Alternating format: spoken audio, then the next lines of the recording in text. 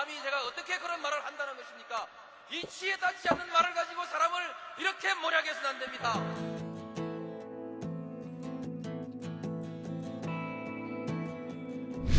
기나긴 밤이었거든 압제의 밤이었거든 사랑이 한 몸 썩어져 이 붉은 사나에 사랑 해방의 횃불 아래 걸고 숨이 사나에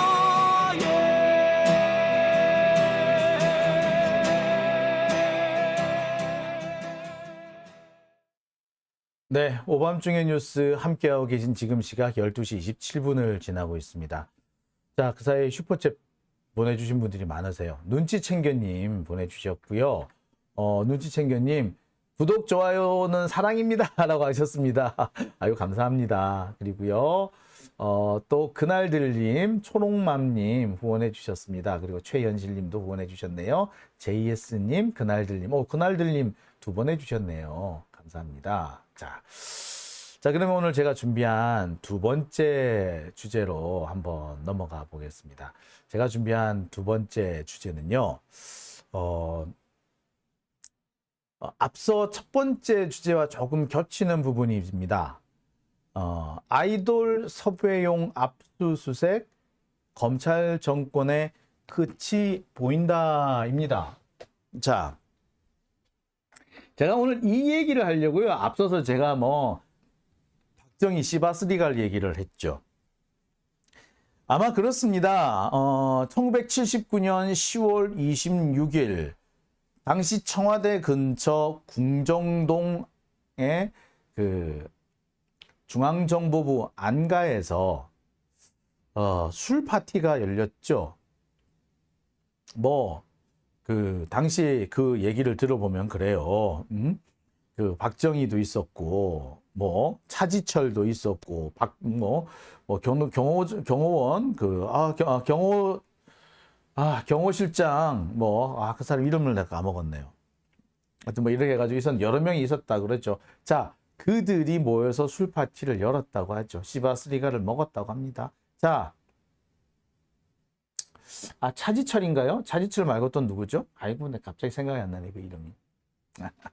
자, 있었다 치고요. 예. 김재규. 예, 김재규. 예. 죄송합니다.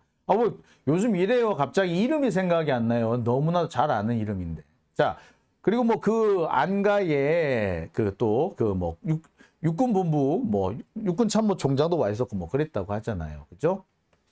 근데 제가 궁정동이 도대체 어디에 있는 건가 싶었어요. 이 청와대가 있는 게 사실은 효자동이잖아요. 효자동이고 좀 애매해요. 삼청동이라고도 했다가 효자동이라고 했다가 여러 가지 이름으로 불리는데 그럼 궁정동은 도대체 어디냐 싶은데, 예, 궁정동은 어디냐? 여러분 70 아시죠? 그 청와대 지금 본관이 있고 옛날에 구본관, 박정희가 살았던 구본관, 이게 영빈관이에요. 이 영빈관 옆에 70 이래가지고 왕의 어머니나 정식 왕비가 되지 못한 그 왕의 모후, 임금의 모후이나 왕비로서 추존을 받지 못한 왕후가 되지 못한 사람들을 모셔놓은 데가 70입니다. 이 70 옆에가 궁정동이더군요. 그러니까 청와대 바로 옆인 거지. 바로 바로 옆에 청와대 옆 안가에서, 예, 참 총격전이 벌어졌던 거죠. 여튼 그 자리에 박정희가 술 먹던 바로 그 자리에 두 명의 여성이 있었다고 하죠. 김재순과 심수봉 이렇게 얘기를 알려져 있습니다. 둘 다 제가 알기로는 당시 연예인이었던 걸로 알아요. 그 이외에 많은 뭐 좀 지저분한 얘기가 있습니다만 그 얘기는 잠시 접어두기로 하고요. 뭐 당시 그 연예인들을 그 자리를 불러오는 이른바 채홍사, 연산군의 채홍사 역할을 하던 사람이 있었죠. 중앙정보부의 뭐 박모선 대령인가 뭔가였다고 하지 않습니까? 자, 당시 심수봉 씨는요 상당히 유명한 가수였어요. 그런 가수를 그 자리 대통령이 술자리에 부른다? 야, 이거 이 대중문화예술인을 자신들의 기생 취급을 한 거죠. 뭐 사실 제가 어릴 때까지만 해도요, 야, 연예인 누구가 기생질을 한다더라. 아우, 연예인 누구는 그 권력자 누구의 세컨드야라는 얘기 되게 많았고, 자, 자기가 그 연예인을 태우고 그 비밀 요정에 드나들기도 했다. 뭐 이렇게 주장하는 사람들도 꽤 있었어요. 뭐 사실인지 아닌지는 모르나. 하여튼 그런 얘기가 나올 수 있었던 이유가 뭐겠습니까? 권력자들이 문화예술인들을 마음대로 쥐락펴락할 수 있었다는 거죠. 이랬던 문화예술인들이 나름 자존감을 회복하고 우리가 그런데 왜 가니? 라고 자존심을 세울 수 있게 된 것이 바로 사실은 김대중 정부 때였습니다. 김영삼 정부 때까지만 해도요, 보이지 않게 그런데 불려다니는 연예인들이 제법 있었대요. 하지만 딱 사라진 것이 김대중 정부였다고 합니다. 자, 여러분, 김대중 정부 때부터 우리 문화예술, 이른바 K-팝이 세계로 흘러나가기 시작했고 한류가 움직이기 시작했습니다. 원래 그 김대중 정부, 이 김대중 정부에서 뭘 했었느냐? 일본 문화 개방이란 걸 했어요. 그래서 들어왔던 영화가 아마 러브레터인가 하는 그 영화였어요. 오겐키 데스까 했던 그거요. 되게 처음에는 걱정 많았습니다. 일본 문화가 우리 문화를 잠식하면 어떡하느냐. 큰일 났다. 앵걸? 우리 문화는요, 더 힘을 내서 일본의 한류를, 우리 한류가 첫 번째 자리 잡은 데가 일본이잖아요. 그 다음에 중국으로 번지고 미국으로 번지고 마침내 전 세계로 번지게 됐습니다. 그 시작이 뭐다? 김대중 정부였고요. 그 김대중 정부에서 우리 K 한류를 만들 수 있었던 근본이 뭐냐? 문화예술인들을 권력이 함부로 쥐락펴락하지 않았기 때문인 겁니다. 권력으로부터 자유롭게 벗어난 문화예술이 그렇게 환하게 꽃필 수 있었던 거예요. 그런데 자, 검찰 정권 하는 꼬라지가 딱 군사 독재 정권입니다. 아이돌을 섭외하기 위해서 압수수색을 했다, 이런 의혹을 받을 수 있어요. 검찰은 아니라고 할 거예요. 해당 소속사도 아니라고 할 겁니다. 하지만 누가 봐도 의심스러워요. 그러지 않고서 이렇게 딱 떨어질 수가 없어. 딱 떨어지는 것도 이렇게 날 맞춰서 이렇게 딱 떨어지니 어떻게? 자, 보겠습니다. 이 사람은 김범수 씨입니다. 카카오 창립자라고 하죠. 자, 카카오톡이 원래 카카오톡이잖아요. 카카오톡. 예, 카카오톡 메신저에 불과했던 카카오톡이 지금 우리나라 전역을 그냥 휩쓸고 있습니다. 뉴스를 휩쓸고 그다음에 그 이커머스, 한마디로 유통을 휩쓸고 이제 문화예술도 휩쓸고 언론도 휩쓸고 완전히 그냥 카카오 손에 쥐락펴락이다. 그죠? 자, 그래서 그랬는지 오늘 갑자기 검찰이 아니구나. 금감원이, 근데 검찰이 이러면 또 한동훈이가 또 고소할까봐 정확하게 얘기할게요. 금감원이 카카오 창업자 김범수를 압수수색합니다. 혐의는요, 지난해 하이브와 SM 지분 경쟁을 하던 중에 시세 조정을 했다라는 겁니다. 이게 언제적 얘기인데? 그죠? 제법 된 얘기잖아. 근데 갑자기 이게 왜 지금에 와서 문제가 되죠? 시세 조정 얘기는 그때도 있었어요. 하려면 그때 조사를 했었어야 되고 그때 압수수색을 했어야지. 지금에 와가지고 이미 다 자료들 다 없앴을 텐데 지금 와서 압수수색 한다고?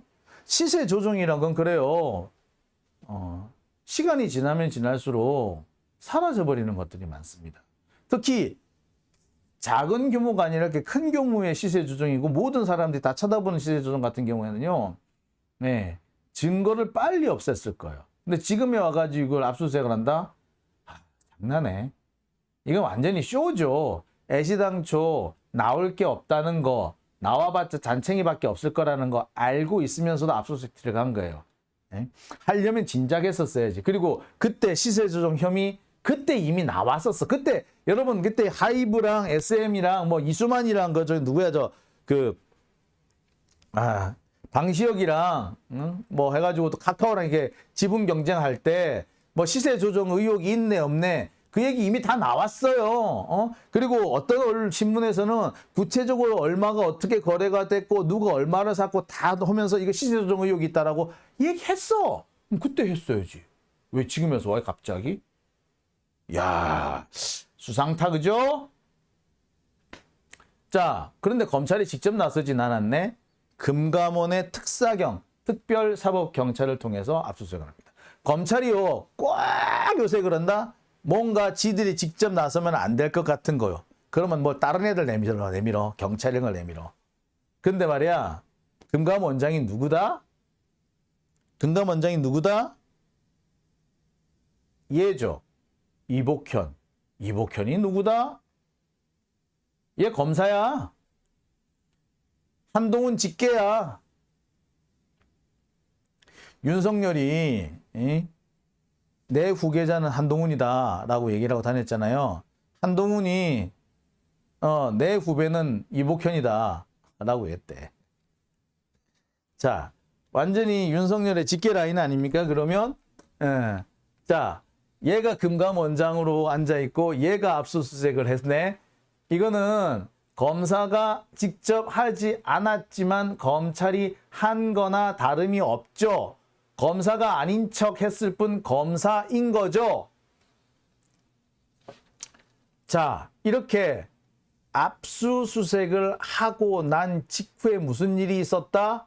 예, 이런 일이 있었죠. 이 친구들은 아이브라고 하는 아이돌 그룹이랍니다. 이 아이돌 그룹은요, 사실 오늘 내일 다른 일정이 있었대요. 그래서 K-팝 콘서트 상암에서 열리는 잼버리, 이 사고 친 잼버리를 땜빵하기 위해서 열리는 그 땜빵 콘서트에 출연할 수 없었다고 합니다. 그런데 뒤늦게 출연 결정을 했다고 하죠. 자, 출연 결정을 했다라는 얘기가 나오자마자 문화체육부 자발적인 참여라고 굳이 강조했습니다. 누가 물어봤니? 누가 물어봤냐고? 재발절인 거죠, 도둑이. 달리 말하자면 자발적 참여가 아니었다는 얘기죠. 자, 이 아이브의 소속사가 어디라고요? 바로 카카오입니다. SM이죠. 아우 씨. 뻔히 보이는 거 아닙니까? 문체부는 뭐라는 줄 아세요? 아우, 우리 섭외는 우리 담당 아니고 이거 KBS가 했어. 아이 참. 네, 뭐 KBS가 했겠지. 단지 금감원이 팔을 좀 비틀었을 뿐이죠. 금감원이 팔을 비틀었을 뿐 섭외는 KBS가 했어요. 그죠? 그래서 자발적이야. 그지? 팔이 비틀렸을 뿐 자발적인 거예요. 그죠? 국민들을 우롱하려고 하고 속이려고 해도 소용없습니다. 지금이 유신 시대냐고, 이 자식들아. 우리가 개 돼지인 줄 알아? 검사들의 수준이 딱 이렇습니다. 검사들이 이런 수준이 있을 수 있는 이유는요, 지금까지 검찰 기자단들이 검사 입맛에 맞는 보도를 해왔기 때문인 겁니다. 검사들은요, 자신들한테 까칠한 기사를 쓰는 기자들 불러서 술 사먹이고 어쩌고 엄청나게 칙사대죠. 아니, 술 사먹이 아니라 권력의 맛을 봐주게 하지. 그러면 자기 편이 된다고 느끼는 거죠. 그런데 대부분의 경우는 거기에 넘어갑니다. 안 넘어가는 사람은 사실 몇 명 안 되죠. 안 넘어가는 사람들, 그들은 검찰에 찍히죠. 그렇게 됩니다. 검찰한테 찍히는 게 아니고요. 그러면 검사들이 기자들한테, 지들 말 잘 듣는 기자들한테 험담을 해요. 그 기자를. 쟤 좀 이상하더라고. 우리 말 안 듣는다가 아니고, 쟤 좀 이상해. 하면서 괜히 험담을 해요. 그럼 그거를 그 검찰 끈앞풀이 된 기자들이 여기저기 퍼뜨리지. 양념 또 보태갖고. 그래서 한 사람 하나 완전히 이상한 놈으로 만드는 거 식은 죽 먹기더만요. 자, 그런 상황에서 살던 검사니까 검찰 기자단 말고 다른 기자들도 똑같을 거라고 생각하겠죠. 그래서 검찰 기자단 다루듯이 하고 있는 겁니다. 그래서 이런 짓을 하는 거지. 이거를 아주 예쁘게 포장해 줄 줄 아는 거야. 뭐 예쁘게 근데 포장을 하려도 포장이 되나? 검찰 기자들이 뭐 어떻게 포장을 해주겠다. 희한하게. 검찰에서 오랫동안 이 카카오 김범수를 노려왔다. 이러면서. 뭐 구구절절 막 써주겠지. 검비어천가라고 해야 되나요? 검인천강지곡인가? 이런 것들도 떠들 거예요. 근데 이거를 글쎄 지금 이렇게 문화예술 부분까지 글쎄 참.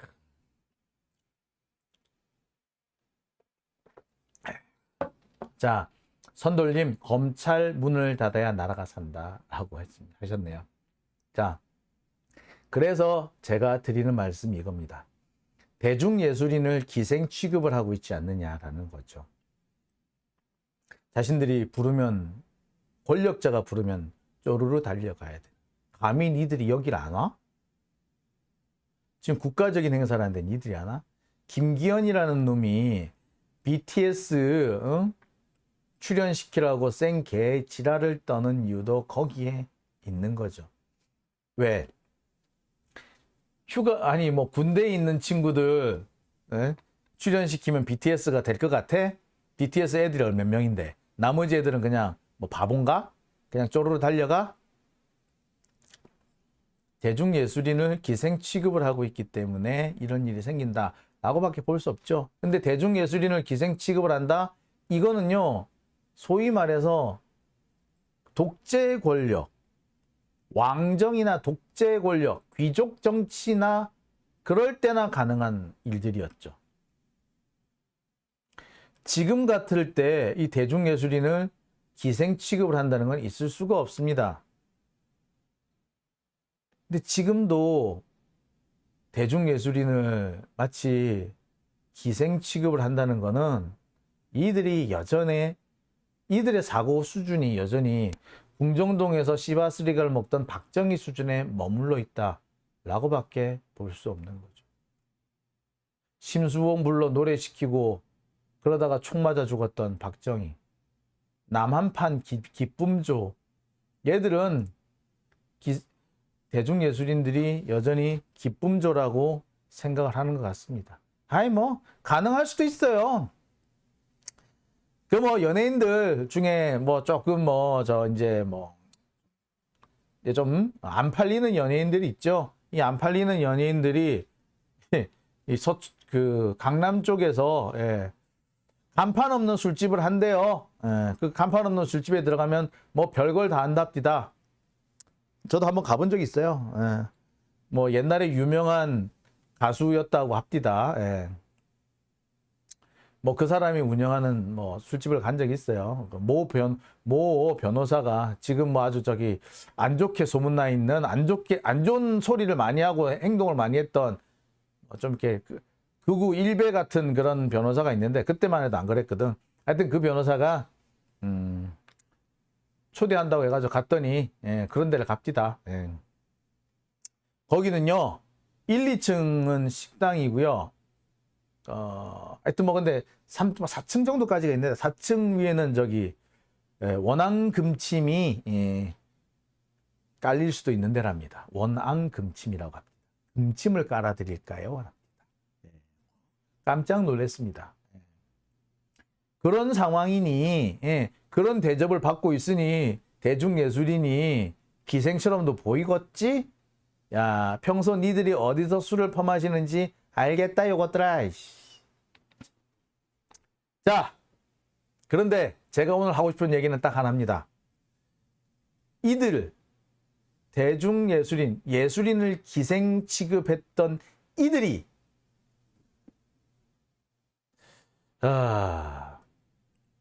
이들이 마지막 어떻게 사라졌는지. 예.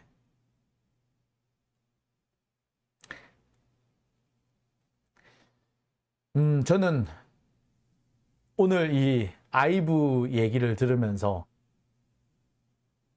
궁정동에서 시바스리가를 먹다가 숨진 박정희를 떠올렸습니다.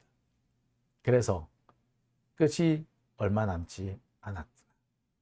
박정희가요, 처음부터 연예인들 불러다 놓고 술 처먹던 사람은 아니었거든요.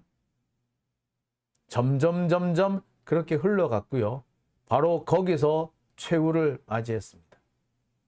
그 최후가 남의 얘기는 아닐 겁니다. 자, 오밤중의 뉴스 함께하고 계신 지금 시각 12시 47분을 지나고 있습니다. 스나이퍼 포 저스티스님, 비단 침대? 예, 비단 침대. 원앙 금침이라니까, 예, 가을 영양제님, 헐 하셨어요. 예.